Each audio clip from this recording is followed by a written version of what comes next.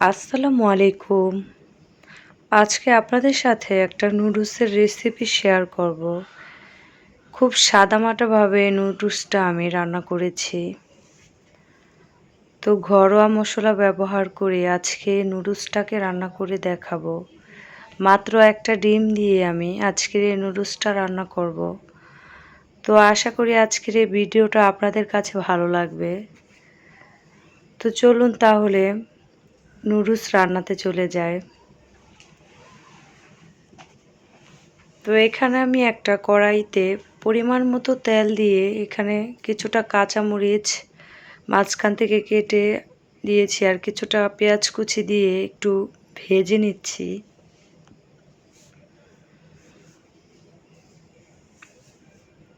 খুব একটা ভাজবো না, এখানে সামান্য পরিমাণে একটু ব্রাউন হয়ে আসলেই এই পর্যায়ে এখন এখানে দিয়ে দিব আদা রসুন বাটা হাফ চা চামচ। এবার নেড়েচেড়ে কিছুক্ষণ একটু তেলের মধ্যে আদা রসুনটা ভাজার পর এখানে দিয়ে দিচ্ছি কেটে রাখা টমেটো। এবার এই টমেটোগুলোকে আমি কিছুক্ষণ একটু ভেজে নেব। কিছুক্ষণ ভাজার পর এ পর্যায়ে এখন আমি এখানে পরিমাণ মতো লবণ দিয়ে দিচ্ছি।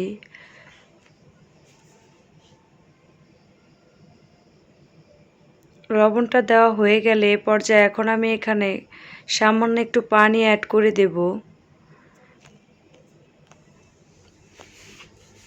এবার একটু নেড়েচেড়ে টমেটোটা গলা পর্যন্ত অপেক্ষা করব।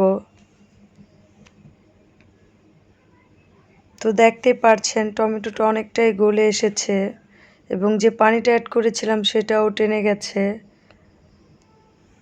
তো এই পর্যায়ে এখন আমি এখানে একটা ডিম দিয়ে দিব।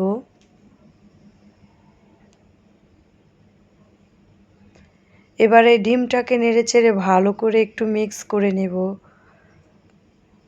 তো আপনারা চাইলে এখানে ডিমের পরিমাণটা বাড়িয়েও দিতে পারেন, তবে আমি আজকে খুব কম খরচে অল্প একটা ডিম দিয়ে নুডলসটা রান্না করব।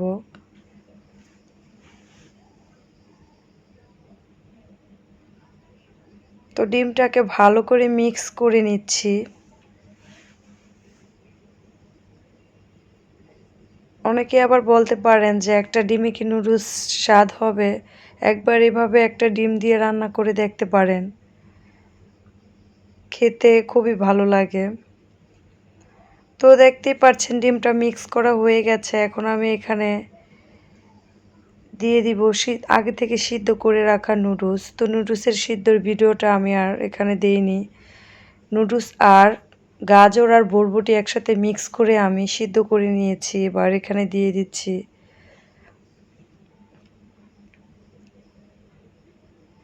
আশা করি আমার চাইতে ভালো করে আপনারা নুডলস আর সবজি সিদ্ধ করতে পারবেন, তো এই কারণেই আর সিদ্ধর ভিডিওটা দেওয়া হয়নি। তো এবার সিদ্ধ করে রাখা নুডলস আর সবজিগুলোকে ভালো করে মিক্স করে নিচ্ছি। এ পর্যায়ে চুলার আঁচটাকে আমি একেবারে লো ফ্লেমে করে দেব যাতে তলাতে লেগে না যায়। তো লো ফ্লেমে রেখে কিছুক্ষণ একটু নেড়েচেড়ে উপর নিচ করে ভালো করে নুডলসের সাথে মশলাটা মিক্স করে নিচ্ছি।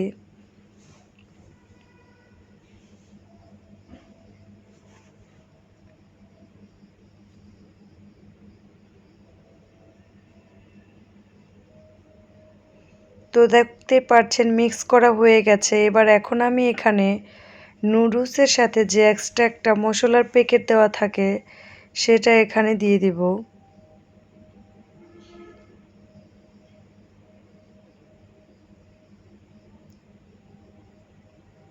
তো দেওয়া হয়ে গেলে এখন এই মশলাটাকে ভালো করে মিক্স করে নেব নুডলসের সাথে।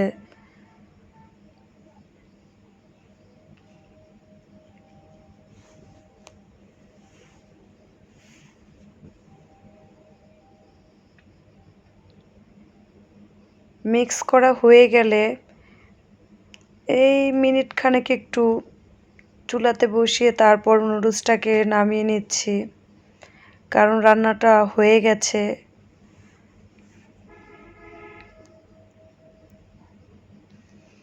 তো তো আপনারা এভাবে একবার বাসায় নুডলস ট্রাই করে দেখতে পারেন। অনেকে আছে হালকা মশলায় নুডলস খেতে পছন্দ করেন, স্পেশালি বাচ্চারা।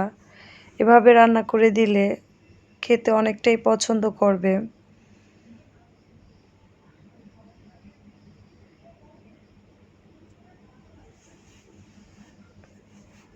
আপনারা চাইলে এভাবে ছোট বাচ্চাদেরকেও ঝাল কম দিয়ে রান্নাটা করে দিতে পারেন।